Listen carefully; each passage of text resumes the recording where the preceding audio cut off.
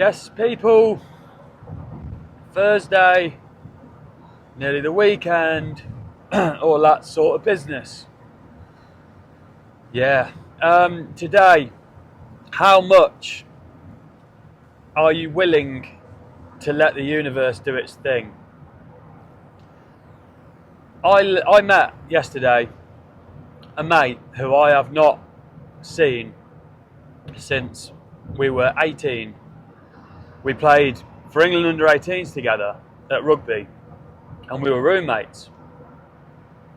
And then we played against each other a few times over the years because we played for different clubs. And you just completely forget about someone's name, someone even exists, because you just haven't seen them or heard their name for years. And then my mate bumped into him randomly and was like, "Oh, do you know this lad lives 10 minutes down the road from you?" And I was like, What? Other side of the world. And I guess maybe on paper, the amount of people you play with, it's like chances are someone is going to live near you. But it was weird anyway.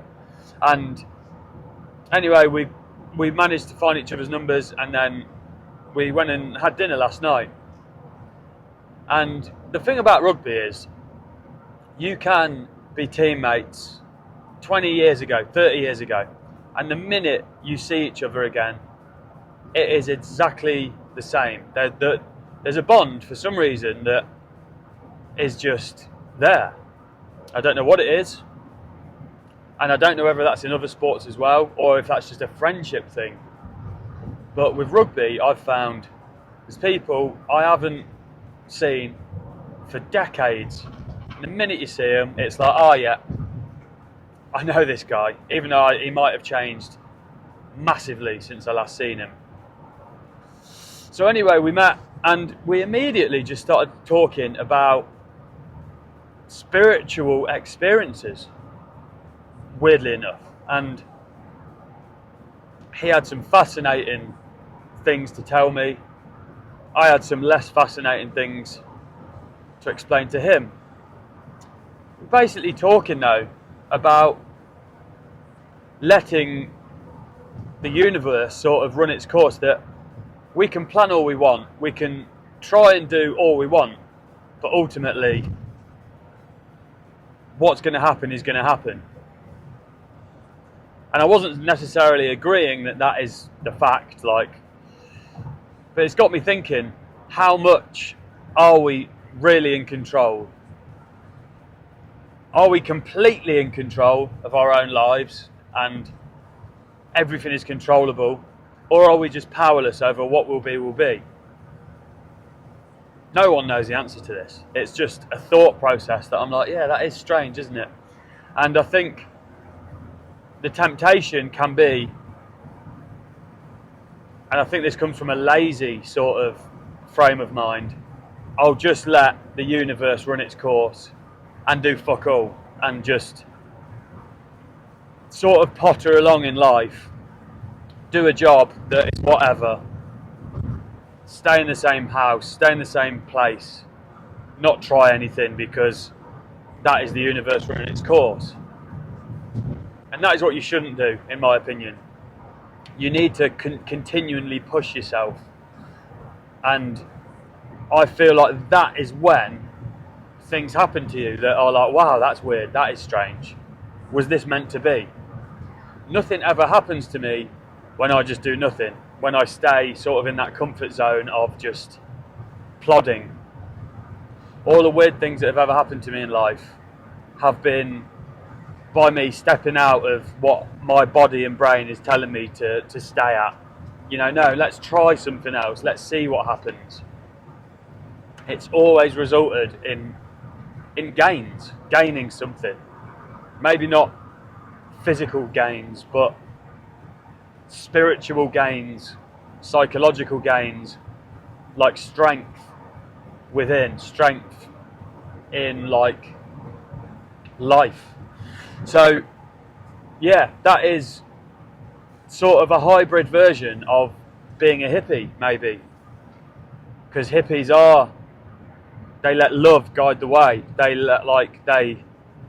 lead with their heart, and I'm not quite in tune with that. I don't quite feel like my heart is like a portal to another realm, I think maybe some of them say. But this is all stuff I'm interested in, and I know nothing about that side of life. But people who have experienced them things, they're not lying. I think I used to think that hippies or people who were spiritually awake were just lying and just taking LSD. But that's a very, very ignorant way to look at things. And the more I've spoke to people, especially, I live near Byron Bay, it's got a lot of free sort of spirited people and that sort of way inclined people. I've spoken with a lot of them, and I'm really interested in it, and they have experienced these things, spiritual awakening and different dimensions, and people who have taken mushrooms, and they're like, there is more than what you experience day to day. It's kind of, and then you get into like, we are living in a bit of a simulation, and it can go quite deep, can't it? It's like it's once you delve into that world, it's a bit of a rabbit hole, and people can get engulfed in it, for better or for worse. But it's not like a light subject where you can just read a bit about it and go, oh, that's interesting, there is another dimension, or there is another realm. I like the word realm. So anyway, that's that.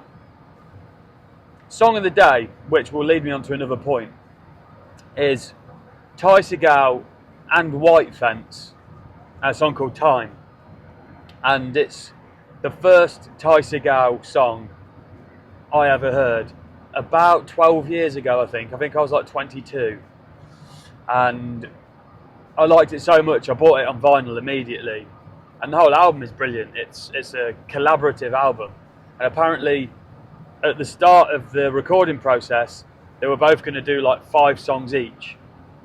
But then, organically, they started playing on each other's songs that they'd written.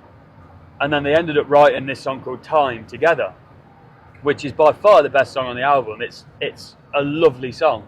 And it literally sounds like it's straight off like the White Album by the Beatles, or like, it's that good. It is just a really well written song, really well recorded, and I love it. And it's incredibly nostalgic. And it made me think, I wonder what it would have been like with just Ty Segall or White Fence, both very good singer-songwriters in their own right. I wonder what it would have been like if it was just one of them. And I've done creative things collaboratively before, and I just think it's better.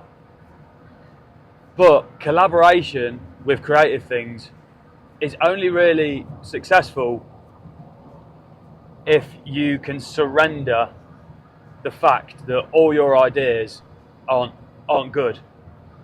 Because I used to make a lot of music, and then I started making it with one of my best mates, and we made a lot of songs together. And I would probably do the lion's share of the technical side of it, if you know what I mean. I would program everything into the computer. I would write a lot of it. But his input, sometimes very simple input, would be so important to the process of making a song that I wouldn't have been able to do it without him.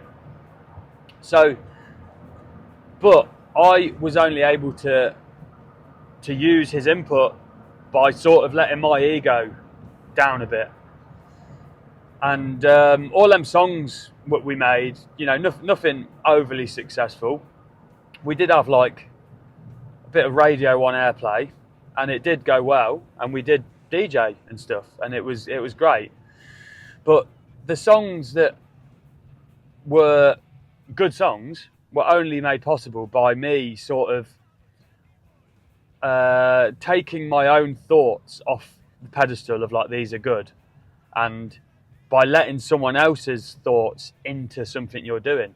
Collaboration is a weird one, isn't it? But I could talk about that more, but I won't bother boring it with you. My hands are cold today. I don't know why. It's a very strange feeling because it's like 20 degrees still, but I've got cold fingers. It's because the aircon's on my car and it's right next to my fingers. Wow, you learn something every day. I'll see you something tomorrow. I'll see you tomorrow.